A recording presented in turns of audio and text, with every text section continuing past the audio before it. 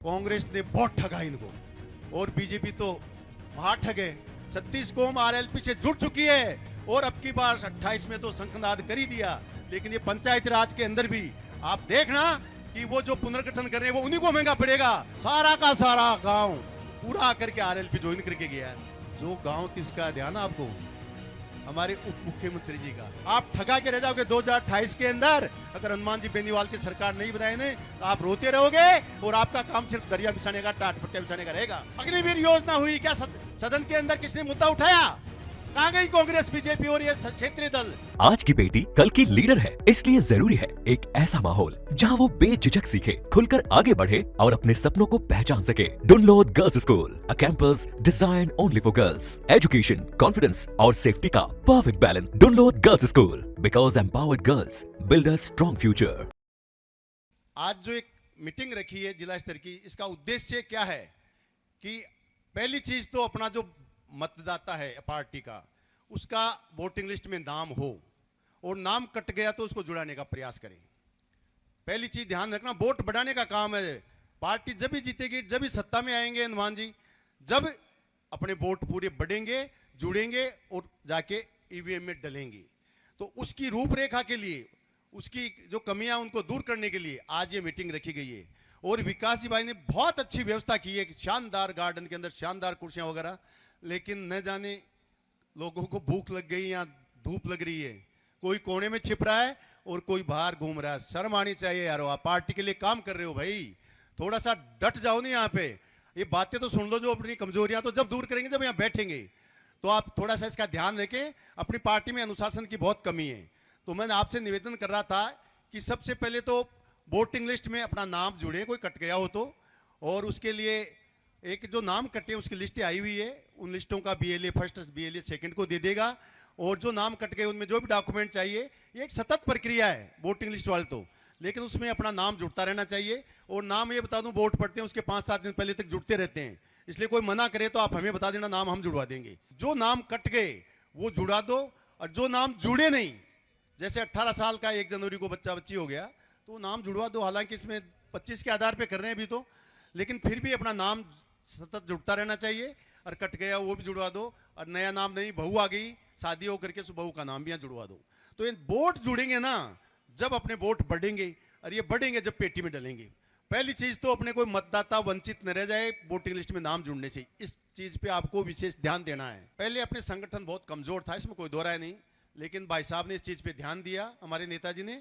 और अब संगठन के लिए आपको ध्यान है कि प्रदेश प्रभारी के रूप में हमारे बहुत ही वरिष्ठ नेता, पूर्व मंत्री दिलीप जी चौधरी, जो जैतारण से हैं, उनको प्रदेश प्रभारी बनाया है। बहुत ही संजीदा आदमी है, बहुत ही मजबूत आदमी है। अभी शायद थोड़ी देर में आ रहे हैं, आप उनको सुनना तो आपको लगेगा कि वास्तव में अपने को एक बहुत अच्छा नेतृत्व हनुमान जी ने यहाँ दिया है प्रदेश के लिए।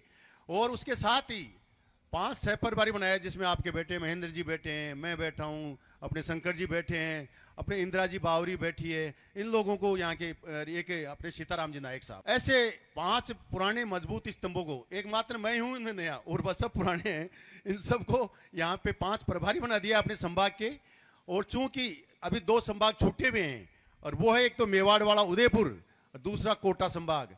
वहाँ क्या अभी अपना थोड़ा सा प्रभाव भी कम है, इसमें कोई दो राय नहीं, स्वीकार करनी चाहिए। लेकिन धीरे धीरे वहाँ भी चित्तौड़ साइड से बहुत फोन आ रहे हैं कि साहब एक कपासन वगैरह आ रही है, इधर है, ये लोग बात जुड़ना चाह रहे हैं। तो वहाँ के लिए भी भाई साहब से निवेदन करेंगे, और हम ये चाहेंगे कि उदयपुर और कोटा संभाग में भी अपने प्रभारी लगें, ताकि वहाँ के भी वोट अपने से जुड़ें। और पंचायत समिति, जिला परिषद में और ग्राम पंचायतों में और नगर निकाय में अपने अधिक से अधिक वोट पड़े और अपने सदस्य चुन के आए। और सबसे ज्यादा से ज्यादा अपने प्रधान पूरे राजस्थान में बन के आएंगे और जिला प्रमुख बन के आएंगे। तो आपको बता दूं, आधी सत्ता तो अपने यहीं प्राप्त हो जाएगी 1.5 महीने बाद ही, और इसमें कोई शक नहीं है। आज 36 कौम की बात कर रहा हूं मैं, 36 कौम के रूप में आपने अभी देखा भाई यूनिस जी और इनकी टीम यहाँ पे दुनिया भर के जो अपने अल्पसंख्यक भाई है, ये सारे कांग्रेस ने बहुत ठगा इनको, और बीजेपी तो वहां ठगे। लेकिन उस ठगी को अब भाई लोगों के समझ में आ गई है। और हनुमान जी बेनीवाल की रीति नीति और कार्य प्रणाली है, जो न्याय की नीति है, उसको देखते हुए हमारे अल्पसंख्यक भाई सारे के सारे आरएलपी में आ रहे हैं। और आज भी बहुत सारे भाई लोग यहाँ पे आकर के आरएलपी की सदस्यता ग्रहण कर रहे हैं। अभी यूनिस भाई जी ने बताया था। साथ ही आपको ध्यान है कि अभी गोकुल सिंह जी शेखावत, एक राजपूत नेता होकर के, व्रतजन होकर के, उन्होंने आरएलपी क्यों ज्वाइन किया, आपको बताया कि हनुमान जी की न्याय नीति। देखो, हनुमान जी किसी भी जाति के, किसी भी व्यक्ति के खिलाफ कहीं अन्याय होता है तो वहां इस देश में, चाहे राजस्थान में, सबसे पहले हनुमान जी बेनीवाल वहां पहुंचते हैं जहां जिस व्यक्ति के घर पे अन्याय हुआ है, और वहां जाकर के वो जब तक नहीं उठते हैं जब तक उस व्यक्ति को न्याय नहीं दिला दें। और उसी न्याय नीति से प्रभावित होकर के आज आपने देखा गोकुल सिंह जी भी यहां पे शामिल हुए हैं। अभी थोड़े दिनों पहले मैं एक गांव में गया था, हट्टूपुरा में, अपने वहां के प्रभारी भाई साहब शंकर जी हैं, हम दोनों ही गए थे वहां पे। वहां पे मोहन सिंह जी कोई 80 साल के पुराने राजपूत नेता हैं, और पूरा गांव ने, पूरे के पूरे गांव ने, दूदू क्षेत्र के जो हट्टूपुरा गांव है, पूरी पंचायत ने 2500 वोटों ने हमारे सामने सदस्यता ग्रहण की है। और सब ने यह विश्वास दिलाया है कि अब हम हनुमान जी की रीति नीति से प्रभावित होकर के और हम यहाँ आए, और यहाँ तो क्या हमारे साथ ही अन्याय कर दिया। वो अन्याय क्या कर दिया आपको ध्यान है? अभी पुनर्गठन किया है, विधानसभाओं का तो बाद में होगा, लेकिन जो पंचायत राज की, स्थानीय निकाय की, वार्डों की जो पुनर्गठन किया उसके अंदर देखा, कल मेरे पास, मेरे गांव का ही पास का कलवाड़ा के एक व्यक्ति आया, व्यक्ति भी बहुत मजबूत व्यक्ति, उनको अभी हमने बगरू के जो संगठन है उसमें मंत्री थे शंकर जी खरबास, उनको मैंने वहां से सत्तारूढ़ दल के मंत्री पद से इस्तीफा दिला के और बीजेपी ज्वाइन कराई थी। आप सरप्राइज करोगे, कल मेरे को कह रहे थे कि साहब मेरे को और मेरे भाई को एक ही मकान है, ये मकान भाई का ही मेरा है, इसको तो दूसरे वार्ड में डाल दिया, इसको दूसरे वार्ड में डाल दिया। मतलब इनको कितना डर बैठा हुआ है, बीजेपी को इतना डर बैठा हुआ है कि ये एक जगह रह गए तो सब जगह से अपने को साफ कर देंगे। लेकिन मैं ये एक बात आपको कह देना चाहता हूं, 36 कौम आरएलपी से जुड़ चुकी है, और अब की बार 28 में तो शंखनाद कर ही दिया। लेकिन ये पंचायत राज के अंदर भी आप देखना कि वो जो पुनर्गठन कर रहे हैं वो उन्हीं को महंगा पड़ेगा। और 36 कौम के जो नागरिक है, जागरूक नागरिक हैं, और 36 कौम के जो जागरूक लोग हैं, वो सारे के सारे वोट अब की बार आरएलपी को देंगे और हनुमान जी बेनीवाल का हाथ मजबूत करेंगे। इसलिए आप इन चीजों पे भी गौर कीजिए कि अपने साथ ये कितना अन्याय कर रहे हैं, उसी के लिए सारी जनता इधर जुड़ रही है। अभी एक दिन कटवाड़ के लोग पूरे के पूरे आकर के हमारे ऑफिस पे, नेताजी के वहां जो गांव किसका ध्यान है आपको, हमारे उप मुख्यमंत्री जी का, सारा का सारा गांव पूरा आकर के आरएलपी ज्वाइन करके गया। हमारे दिलीप जी चौधरी साहब के पास और शंकर जी वगैरह सारे वहां पे थे। तो सारा यार, सारी 36 कौम आ रही है, सारे गांव आ रहे हैं।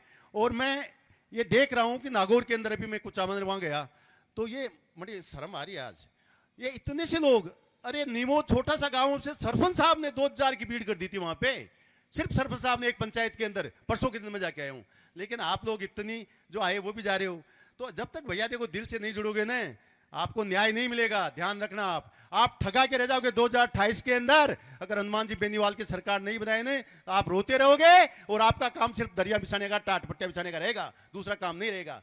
संगठन के अंदर किसको मजबूती दी है आप ये बताइए, किसको दे रखी है? अपने राजस्थान में कोई अल्पसंख्यक है उसको दे रखी है मजबूत, कोई मजबूत पद दे रखा है क्या सत्ता पक्ष ने? एसटी एससी को दे रखा है। अरे आप ये बताओ तो जाटों में किसको दे रखा है? ठग रहे हैं, अपने को बेवकूफ बना रहे हैं, और आप लोग उनके पीछे पीछे पीछे पीछे दलालियां करते फिरते हो। शर्म आनी चाहिए अपने को।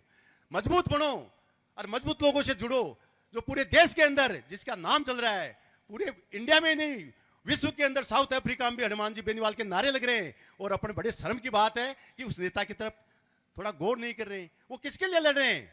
अरे वो 2008 में मंत्री बन जाते, 2013-14 में मंत्री बन जाते, किसान आंदोलन हुआ जब वो मंत्री बन जाते, ऐश करते। लेकिन वो सिर्फ किसान, मजदूर और युवा के लिए संघर्ष कर रहे हैं। अग्निवीर योजना हुई, क्या सदन के अंदर किसने मुद्दा उठाया? कहां गई कांग्रेस, बीजेपी और ये क्षेत्रीय दल? एकमात्र हनुमान बेनीवाल ऐसा था जो युवा की आवाज उठा रहा था, और उसका परिणाम देखिए आप।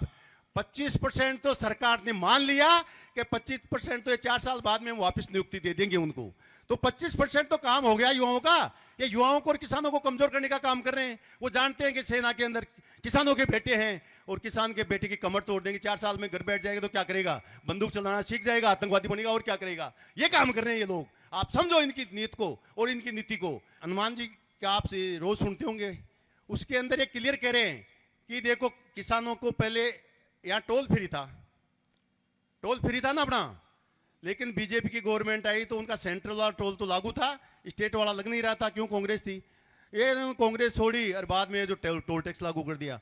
हनुमान जी का एक कहना है, अगर हमारी सरकार आती है और आप लेके आते हो तो आप ही का टोल माफ होगा। सारे किसान लोगों का जितने भी अपने टोल है, राजस्थान में एक का भी टोल का पैसा नहीं लगेगा।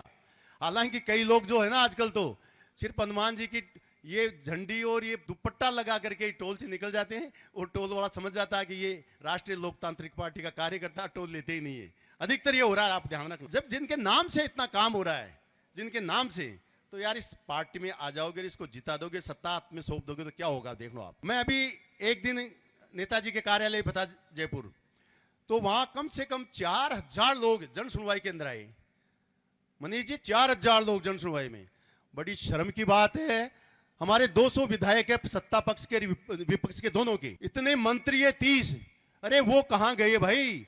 हनुमान जी के पास तो राजस्थान में एक भी एमएलए नहीं है, इसके बावजूद 4000 लोग वहां जन सुनवाई में आ रहे हैं। उम्मीद है हनुमान जी न्याय की अंतिम उम्मीद है, और वहां न्याय होता है। और आप सरप्राइज करोगे, उन्होंने जो मेरे सामने लगभग 150 लोगों को फोन किया, अधिकारियों को, आप सरप्राइज करोगे। 50 के लगभग लोग तो बाहर जाके बात करके वापस आके साहब के चरण छूके कहते हैं, साहब भगवान आपका भला करे, आपके फोन से मेरा आधा घंटे में काम हो गया। वो ये नहीं पूछते मैंने काम किसका किया है, ये ब्राह्मण है, राजपूत है, बनिया है, यादव है, मीणा है, एससी का है, एसटी का है।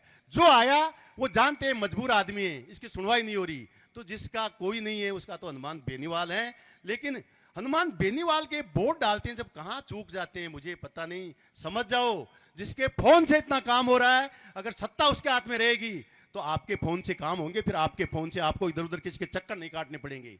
ऐसे बुलंद आदमी को आप सत्ता में लाओगे तो ये मानो आप खुद अपने आप को हनुमान बेनीवाल समझ के काम करोगे। 2 महीने आधी सत्ता तो आई पड़ी है आपके हाथ में, प्रधान आपके बन गए, जिला प्रमुख आपके बन गए, आधा काम तो अपना वही कर देंगे, थोड़ा बहुत बचा काम तो ये बैठे ना ये सारे पदाधिकारी, और इनसे नहीं होगा तो फिर लास्ट वाला काम तो अपने बॉस बैठे हैं ना, जिसके नाम से सरकार झुकती है।